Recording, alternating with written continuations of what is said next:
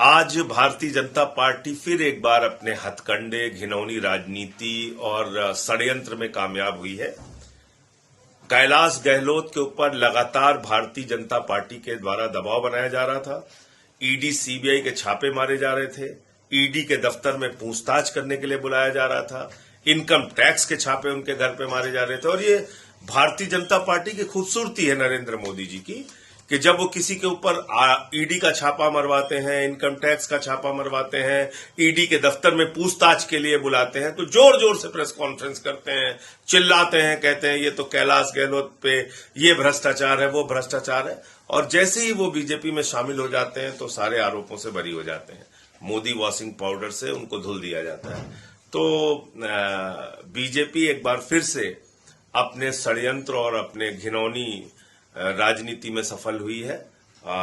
मैं समझता हूं कि कैलाश गहलोत के ऊपर बहुत दबाव था ईडी, इनकम टैक्स और तमाम तरीके का, और उसके कारण से ये फैसला उनके द्वारा लिया गया है। लेकिन उन्होंने भ्रष्टाचार का आरोप लगाया है, यमुना सफाई के लिए की बात की है, शीश में। अब वो ऐसी बातें कर नहीं सकते क्योंकि वो 5 साल तक सरकार का हिस्सा रहे हैं।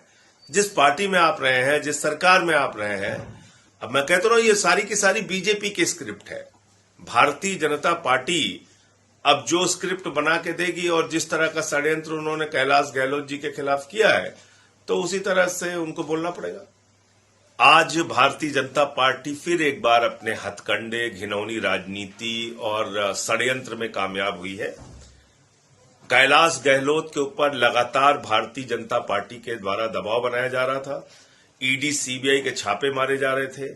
ईडी के दफ्तर में पूछताछ करने के लिए बुलाया जा रहा था।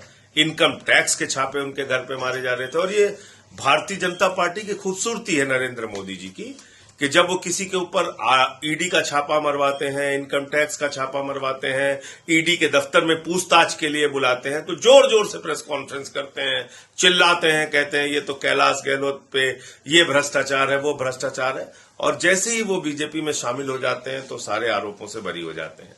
मोदी वॉशिंग पाउडर से उनको धुल दिया जाता है। तो बीजेपी एक बार फिर से अपने षड्यंत्र और अपने घिनौनी राजनीति में सफल हुई है। मैं समझता हूं कि कैलाश गहलोत के ऊपर बहुत दबाव था ईडी, इनकम टैक्स और तमाम तरीके का, और उसके कारण से ये फैसला उनके द्वारा लिया गया है। लेकिन उन्होंने भ्रष्टाचार का आरोप लगाया है, यमुना सफाई के लिए की बात की है, शीश में। अब वो ऐसी बातें कर नहीं सकते क्योंकि वो 5 साल तक सरकार का हिस्सा रहे हैं। जिस पार्टी में आप रहे हैं, जिस सरकार में आप रहे हैं, अब मैं कहता हूं ये सारी की सारी बीजेपी की स्क्रिप्ट है।